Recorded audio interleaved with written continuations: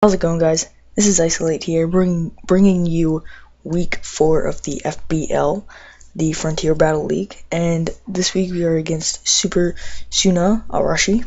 His YouTube link will be in the description, so make sure you go check out his channel. That'd be great. And yeah, so I'm bringing the Mega Medicham, Tyranitar, Galvantula, Omastar, Porygon2, and Golbat. He's bringing Mega Swampert, Wigglytuff, Raikou, Roserade, Crobat, and his mascot, which is Sandslash. Why did that not come to me?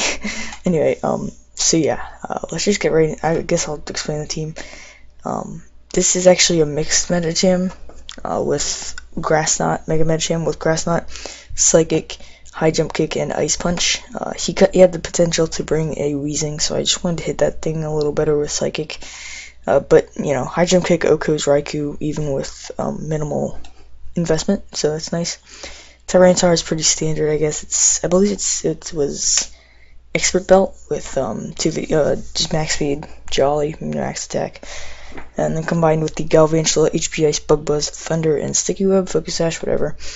Shell Smash, Omastar, Focus Sash, Shell Smash, Earth Power, Ice Beam, Hydro Pump, and Shell Smash, like I said. And then we have especially defensive Porygon2 and physically defensive Golbat with Toxic, and then the Porygon2 has Thunder Wave. So let's get right into this. He's going to lead off with the Roserade. It's a pretty long battle, so let's just start out here. I'm going to lead off with Porygon2 predicting his lead off of Roserade. As I'm just going to Magic Coat to bounce back any status moves. I predicted either the Toxic Spikes or the Sleep Powder, either one. I kind of wanted Toxic Spikes, which he did go for Toxic Spikes. I wanted Toxic Spikes because I wanted the Toxic Spikes just to be there to kind of pressure him to get him off the field with his Roserade. Like, you'd have to bring him back in, like bring Roserade back in, which kind of makes no sense, but that he has to bring it back in so that the Toxic Spikes get absorbed. But either way, yeah, he put me to sleep there, which is fine. I just wake up.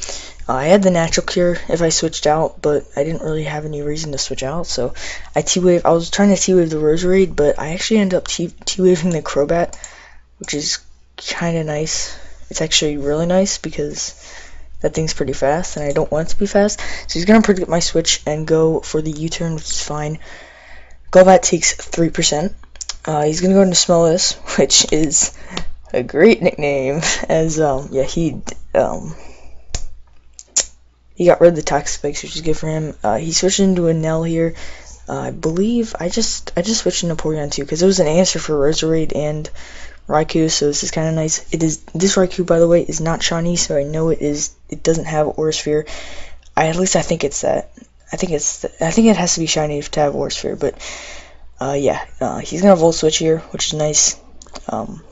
He goes into this thing, Sandslash. Of course, he named it after himself. And I'm going to get the burn, but I actually I burn his Lumberry, which is nice. I burn him, and I burned his Lumberry, so that's good. So now I know he doesn't have any item. He's gonna knock off as I bring in Galvantula. I brought in Galvantula just to, you know, put pressure on, and I could just Energy Ball there. I kind of wanted him to bring in. I guess he had no reason to bring in Swampert if he had a ground type in already, but I don't know. So here, I wanted to preserve the Galvantula. He actually used for HP. I was guessing Ice because it was a neutral attack. Like at the time, I was guessing Ice. I just go for the Sticky Web because Galvantula, while it is really good, well, it's pretty decent against his team with HP Ice and Energy Ball, it's still not, you know, that useful. I just wanted to get the Sticky Webs up, and luckily I did. Here, use for Volt Switch making a nice play as my obvious switch was the Porygon2, as he's now going to go into his Mega Swampert, as Sticky Web is going to lower speed, which is great, and I'm going to go into Golbat. He's going to go the Avalanche here because I'm not really sure why. He just did. You're gonna see, I go for the Toxic here. Get that off. Sorry. Alright, he's going to go for the Ice Punch. Avalanche would have been a little better there because it would have done 120 power and it would have been super effective. but I don't think it would have killed anyway, because Ice Punch has a little more power than Avalanche, and Avalanche doubled would have brought me down, you know, under 10% definitely, at least, I think. I don't know. But anyway, I would have been able to restall him anyway. Here, I'm just stalling him out. I'm losing nothing by doing this unless I get frozen. He gets a crit, whatever. I can still roost. It's not a big deal, as he knows he's getting beaten right now, or you know, walled, I guess. So he's gonna make the switch into Raikou, which is, you know, good play. So I'm just gonna roost here. I should have predicted like that turn.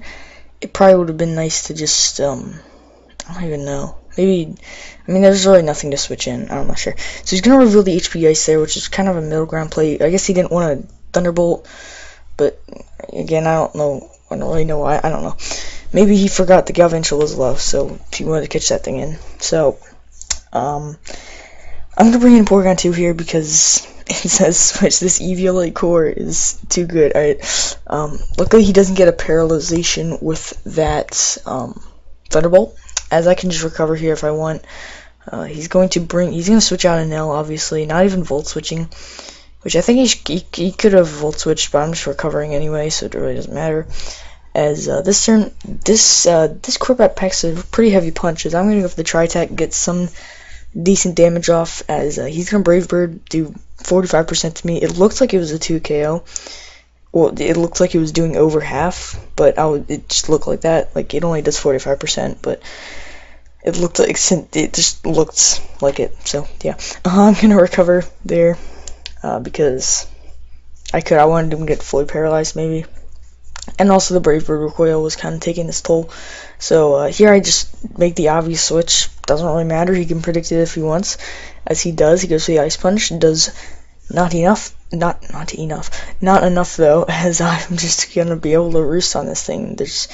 I was really scared during this whole thing with Mega Swampert that he might predict it and Earthquake, predict a roost and Earthquake, but maybe he didn't know at the time that roosting gets rid of my flying typing. But I'm just gonna Brave Bird there because I didn't really want to switch. I wanted Golbat to stay in. That was my matchup that I wanted against Crobat, but I didn't expect Brave Bird to kill for some reason, but it did, as he's going to bring in the Wigglytuff, and he gets the competitive boost because I lowered his speed. I did not think about that at all in the slightest, but he capitalized off my Sticky Webs, which is really smart by him, as he's a Hyper Voice Life Orb. That's at +2, and that's still not doing enough. I should have Magic Coated instead of recovering there to get the Stealth Rocks on his side. I kind of predicted that, but it was too risky because I didn't want him to get like this Focus Blast. I kind of expected him to go for Focus Blast that turn. That's why I recovered, but no, either way, yeah. So here, he's going to go into the Roserade, which is fine. I'm just gonna Tri-Attack because I was just sacking this thing off. He surprisingly switched. I guess he wanted to keep that thing, you know, healthy-ish, semi-healthy. As I'm just gonna Magic Coat. I just want to scout to see what he does. He's gonna have to Sleep Powder, which is fine. Something is getting put to sleep there. There's no dodging it unless he switches. But I'm just gonna Thunder Wave. I do outspeed because of the Sticky Web. So even with the Sticky Web, I feel like he should have outsped me. But Giga does not kill. I mean, I guess it's a bulkier set than if I outspeed him. So even with the -1, so I'm gonna be able to recover here. No reason not to. I can just do that. He does Sleep Powder, making a nice play, predicting my recover. So he's predicting the game pretty nicely. But it's just this core, he had trouble getting past it. So what did I do? Oh, he got the natural cure by switching out. He's gonna switch into Silver. We both switched, so not sure. I just go for the default because I didn't want the rocks on the field. I give him another competitive boost, which is just bad. As yeah, he's at, what is this, +4? He's at +4 right now, ×3, whatever. Which I didn't realize right when I defogged. I forgot. I just gave him a competitive boost, but here I know Legend outspeeds. This thing is especially at -1. He can't. There's no universe where he could outspeed there because he was life orb. So and not scarfed. So even if he was scarfed, anyway, I'm just gonna EQ. I don't want to Stone Edge just in case I missed, and I'm a little behind here. But he brings in Mega Swampert, just waterfalls, and the crunch does it's kind of underwhelming damage. I don't really understand. I guess because I was jolly, but I don't know. If I was adamant, Tyranitar would have gotten a kill there. But Golbat's gonna get a kill here with the toxic damage, which is nice. And at this point, yeah, I still have Porygon too, and look what he has. He has Roserade and Raikou, which should, both answered by Porygon 2. But I'm gonna bring in Felix here because either one he brought in, I felt like I could have swept with either one. As I'm gonna get brought down to my Focus Sash as long as I didn't get paralyzed. And even if I did, I still had Porygon at, well, I was asleep, but I was at 57%. I could soak up hits for days, so I'm fast enough to where I can just Earth Power this thing. And, Ice Beam the Roserade, hope to kill that thing. I believe that's Omastar's 4th kill, so he's matched. Omastar is matched with Mega Medicham now. So yeah, I'm gonna Ice Beam here, and then it doesn't kill, so I'm gonna be like, I'm gonna die here. Your Omastar is going to faint.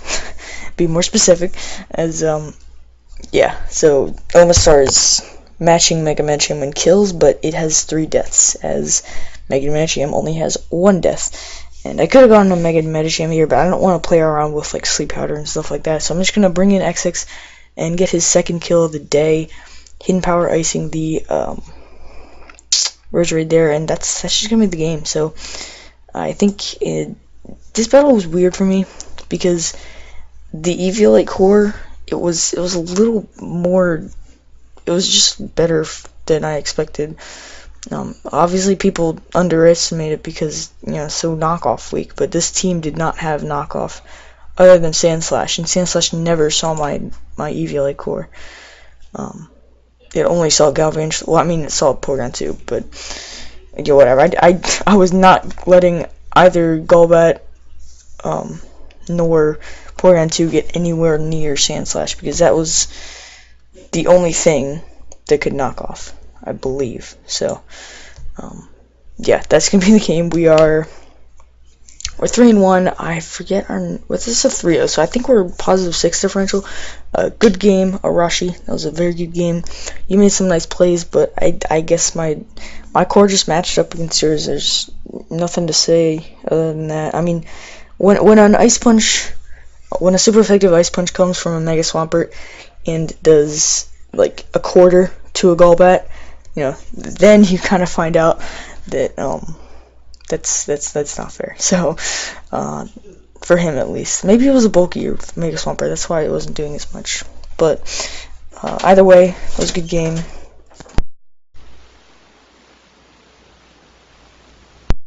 Sorry about that. It was a good game, and I guess I should end the video here. So yeah, I'll see you guys next time.